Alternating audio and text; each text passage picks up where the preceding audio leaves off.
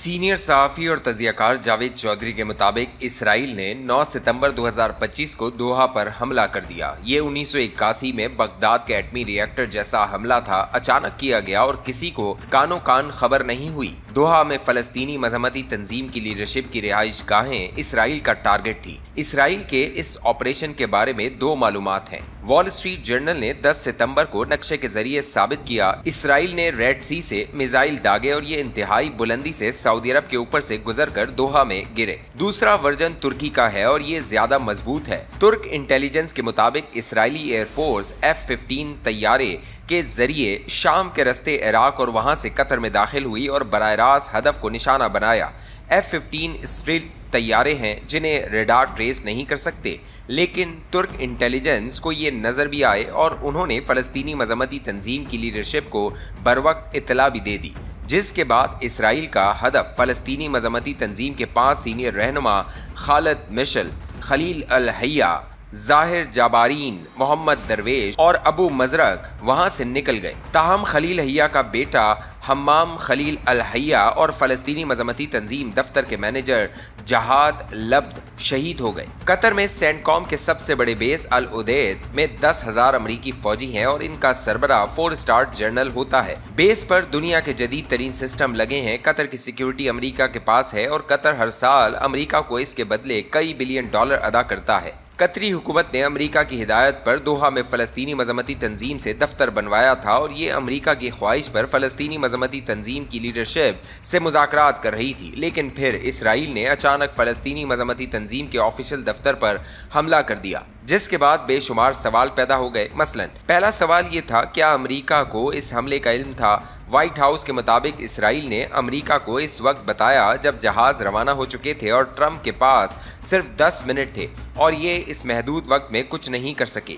दूसरा सवाल, क्या इसराइल ने दोहा में अमरीका के तमाम आलात जाम कर दिए थे? अगर नहीं तो फिर अमरीका को इस हमले का इल्म था और इससे ये साबित होता है अमरीका अरबों का इत्तेहादी होने के बावजूद अरबों की हिफाजत नहीं करना चाहता और इसे जब भी अरब और इसराइल में से किसी एक का इंतखाब करना पड़ा तो इसका वोट इसराइल के हक में होगा और अरब बिला वजह अपना सरमाया ज़ाया कर रहे हैं। और इसके बरअक्स अगर अमरीका को इल्म नहीं था तो इसका मतलब है इसराइल की नज़र में अमरीका की कोई अहमियत नहीं और ये अमरीका के किसी भी दोस्त को किसी भी वक्त टारगेट बना सकता है और अमरीका इसका कुछ नहीं बिगाड़ सकता। ये सूरत हाल पहली से कहीं ज़्यादा ख़तरनाक और अलार्मिंग, और अगर बिलफर्ज महाल इसराइल ने अमरीका की टेक्नोलॉजी भी जाम कर दी थी और अमरीकी सैटेलाइट और रेडार अपने ही बनाए हुए F-15 तैयारों को फिजा में ट्रेस नहीं कर सके तो फिर ये अमरीका समेत पूरी दुनिया के लिए तशवीशनाक है। और फिर इसराइल टेक्नोलॉजी में अमरीका का बाप है और अब इसे कोई नहीं रोक सकता। यहाँ ये सवाल पैदा होता है, अगर इसराइल ने सऊदी अरब के ऊपर से कतर पर हमला किया और इसे भी अमरीकी आलात ट्रेस नहीं कर सके तो फिर कोई अरब मुल्क इसराइल से महफूज नहीं, हत्ता कि अमरीका भी इनकी हिफाजत नहीं कर सकता। यहाँ ये बात भी बहुत अहम है, अमरीका को आज अरबों की ज़रूरत नहीं रही। अमरीका 2000 तक तेल का दुनिया का सबसे बड़ा खरीदार था, लेकिन फिर शेल टेक्नोलॉजी आई और अमरीका दुनिया में तेल का सबसे बड़ा ज़ख़ीरा बन गया। ये अब खुद एक्सपोर्टर है, चुनाचा अब ये अरबों का मोहताज नहीं रहा और ये गल्फ में सिर्फ रूस और चीन की वजह से बैठा है। ये समझता है अगर मैं यहाँ से निकल गया तो रूस और चीन तेल के इस दहाने पर आ बैठेंगे जिससे अमेरिका को नुकसान होगा, लिहाजा ये गल्फ की रेत नहीं छोड़ रहा।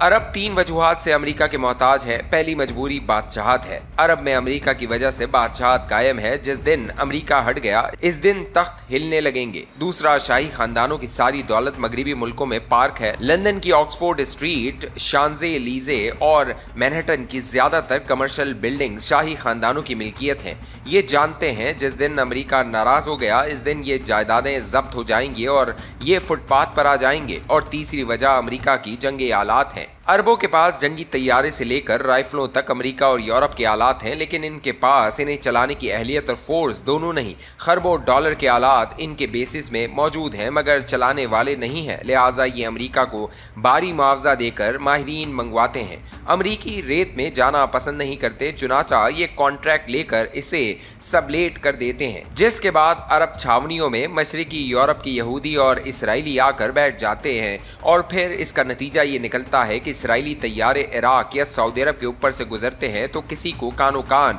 खबर नहीं होती। अरबों के आलात बंद हो जाते हैं और ये हमला आवर को ट्रेस नहीं कर सकते।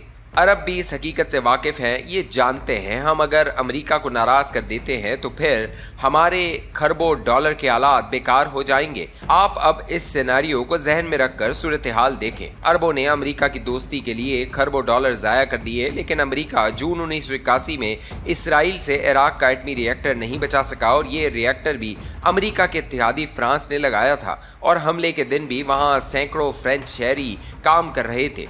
ये तारीख 9 सितंबर 2025 को दूसरी बार दोहराई गई। कतर के अल उदैद एयरबेस पर मौजूद 10,000 अमरीकी फौजी और 100 अरब डॉलर की टेक्नोलॉजी दोहा को हमले से नहीं बचा सकी। इसराइल ने अक्टूबर 2023 में गजा पर हमला शुरू किया। अरब 2 बरस से अमेरिका से जंगबंदी की दरख्वास्त कर रहे हैं। गजा में 70,000 लोग मर गए, पूरा खित्ता मिट्टी का ढेर बन गया, लेकिन अमेरिका जंग नहीं रोकवा सका। ये सूरत हाल भी अगर यहाँ तक रहती तो शायद काबिल फहम थी, जबकि इसराइल ने अप्रैल में भारत को पाकिस्तान पर हमले पर भी रजामंद कर लिया। ये अब साबित हो रहा है पहलगाम का वाकया मोसाद या रॉ का मंसूबा था और इसका मकसद पाकिस्तान पर हमला था। अफगानिस्तान और ईरान में रॉ और मोसाद मुद्दत से सरगर्म अमल हैं। जून में ईरान पर इसराइली हमले के बाद साबित हो गया इसराइली और भारतीय एजेंटों ने पहले टीटीपी और बीएलए के जरिए पाकिस्तान पर मगरबी साइड से दबाव बढ़ाया, फिर सोशल मीडिया के जरिए पाक फौज के खिलाफ प्रोपेगेंडा किया, फिर पीटीआई को फौज के सामने खड़ा किया और फिर पहलगाम का ड्रामा रचाकर पाकिस्तान पर हमला कर दिया।